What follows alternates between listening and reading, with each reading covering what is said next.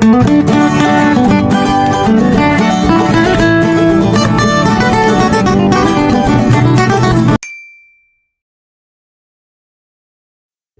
ফার্স্টে আগে আমরা চিকেনটাকে ম্যারিনেট করব মশলা দিয়ে। সো ওটার জন্য আমাদের প্রথমে হলুদের গুঁড়া দিব।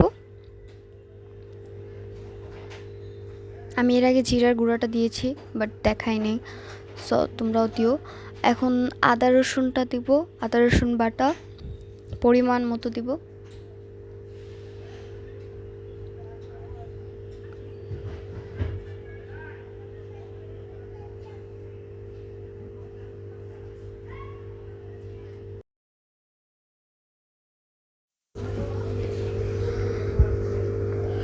সো এখন আমরা লাল মরিচ পাউডারটা দিব,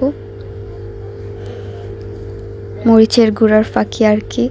সো এখন ভালোভাবে এটাকে মিক্স করে নেব, বিকজ মিক্সের উপর ডিপেন্ড করে মাংসটা কেমন হবে খেতে, স্বাদটা কেমন হবে। সো ভালোভাবে এটাকে আগে মিক্স করব। মিক্সটা যত সুন্দর হবে মাংসটা খেতে আরও সুস্বাদু হবে।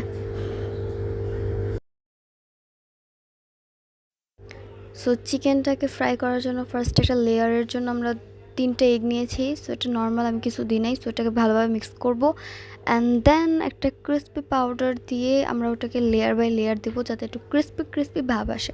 এটা আপনারা যে কোনো স্টোরে পেয়ে যাবেন। আমি 2 ঘন্টা এমনি রেখে দিয়েছিলাম জাস্ট নর্মালি। সো 2 ঘন্টা পর এটাকে আমি আবার ভালোভাবে মিক্স করব যাতে এটা আর একটা সুন্দর ভাব আসে। সো এটাকে মিক্স করার পর দেন আমি এগগুলাতে একটা লেয়ার দিব। দেন ওই পাউডারটাতে আমরা এটাকে ভালোভাবে ট্যাপ করে নেব। এই পাউডারটার উপরে ডিপেন্ড করে যে কতটুকু ক্রিসপি ভাব আসবে।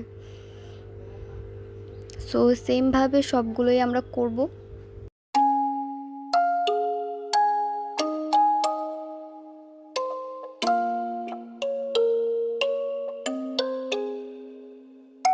We are not alone, we're going home. No pain will last forever.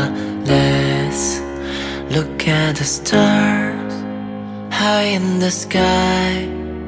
Believe that there's no limit. We are not alone. So তোমরা দেখতেই পারতেছো চিকেনটা দেখতে কত সুন্দর হয়েছে, চিকেন ফ্রাইগুলো। সো এরকম হয়েছে।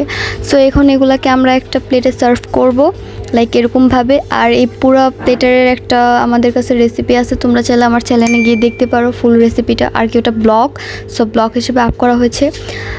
আর ভিডিওটা ভালো লাগলে অবশ্যই ভিডিওটাকে লাইক করবো অ্যান্ড চ্যানেলটাকে সাবস্ক্রাইব করবো। আল্লাহ হাফেজ।